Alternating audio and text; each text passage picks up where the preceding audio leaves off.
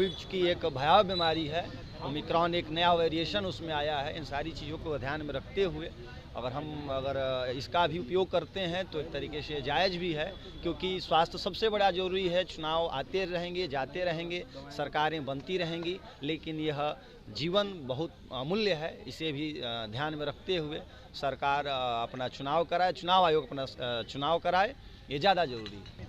नहीं, रैलियों पे रोक लगाए ये तो अच्छी बात है, क्योंकि वो चुनाव आयोग को पता था कि अगर हम रोक नहीं लगाएंगे तो फिर इसमें पक्ष विपक्ष का मामला आएगा। और इस तरीके से चुनाव आयोग ने अपना पक्ष मजबूती से रखा है कि पूरी तरह से रोक उम्मीद है पार्टियां इसको फॉलो करेंगी। उम्मीद है और करने भी चाहिए, और ना करे तो उसका दंड भी लगाए।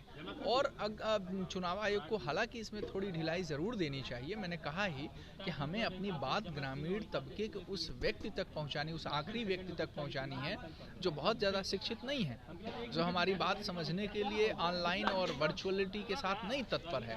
तो हमें वहाँ तक भी अपनी बात पहुँचानी है, और लोकतंत्र में उसका भी उतना ही अधिकार है जितना हम पढ़े लिखे लोगों का समय है। एक तो आचार संहिता लग गई है, सभी के साथ ये है, और संसाधनों की कमी और कोरोना का होना, इन दोनों चीज़ों की वजह से निर्दलीय प्रत्याशी परेशान है। अगर कोरोना ना होता तो संभवतः वो घर घर जाके प्रचार कर सकते थे, अपनी बात रख सकते थे, मैक्सिमम लोगों से मुलाकात कर सकते थे। लेकिन कोरोना होने की वजह से, और दूसरा वो निर्दलीय हैं, उनके पास उतने संसाधन नहीं होते हैं। तो अब कुछ ऐसा इन्हें करना होगा ताकि कम बजट में वो अपनी बात रख सकें। जो भी निर्दलीय प्रत्याशी हैं वो यकीनन वो लोग जानते हैं कि उनके ग्रुप, उनके क्षेत्र में कितने लोग हैं, उनके नंबर्स भी उनके पास होंगे। तो उन्हें चाहिए कि व्हाट्सएप ग्रुप क्रिएट करें मैक्सिमम, ताकि वो ज़्यादा से ज़्यादा लोगों तक अपनी बात पहुंचा सकें, क्योंकि लोकतंत्र में ज़रूरी है सबको अपनी बात रखने की। तो निर्दलीय प्रत्याशियों को भी चाहिए कि नए तरीक़ों को उन्हें ढूंढना पड़ेगा लोगों तक पहुँचने के लिए। कि हर हाथ में मोबाइल है, हर हाथ में टीवी है, तो अगर वर्चुअल रैली भी होती है तो मुझे नहीं लगता है कि जनता तक नहीं पहुंच पाएंगे। हर नेता, हर पार्टी हर घर में पहुंचेगी, प्रत्येक व्यक्ति के पास पहुंचेगी। तो मेरे हिसाब से वर्चुअल रैली भी कोई बुरा ऑप्शन नहीं है। जो राजनीतिक पार्टियां हैं, पार्टियों का तो पूरा आईटी सेल बनी हुई है, सब कुछ उनका ऑनलाइन भी है। वो चाहे फेसबुक के माध्यम से, चाहे व्हाट्सएप के माध्यम से हर जगह प्रचार कर सकते हैं। उनका नाम आदमी जानते हैं। लेकिन जो प्रत्याशी निर्दलीय जो खड़े हो रहे हैं, कोई आदमी जानता ही नहीं उनको, तो उनके लिए बहुत बड़ी दिक्कत खड़ी है। कहाँ से जीतना टफ है? बहुत टफ होगा उनके लिए। क्यों टफ होगा? जब 50% कर ही नहीं पाएंगे तो कहाँ से वो जीत पाएंगे, ये बताइए। जब आदमी उनको जानेगा, पहचानेगा, तब तो कोई उनको वोट देगा ना।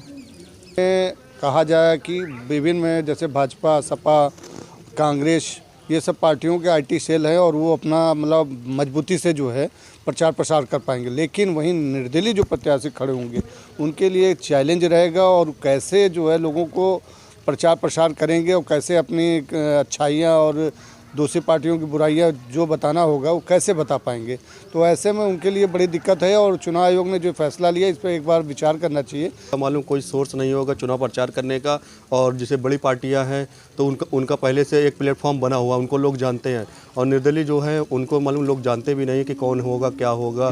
फिर उसके लिए मालूम वो उनके लिए जो साधन बचेंगे वो इंटरनेट के, व्हाट्सएप, फेसबुक, और इसी से वो अपना प्रचार कर पाएंगे। बहुत मुश्किल है, यानी बहुत मुश्किल है इस बार उनके लिए, काफ़ी मुश्किल है ये। क्यों, ऐसा क्यों हो सकता है? बस वही कि वो ये नया चेहरा होगा और लोग उनको जानते नहीं हैं, तो सबसे बड़ी दिक्कत जो होगी उनके लिए वो यही होगी। और बाकी जो पार्टियों के नेता हैं उनको वो पूरे टाइम फील्ड में बने रहते हैं, लोगों से मिलना जुलना रहता है, इसलिए उनके साथ ये समस्या नहीं होगी।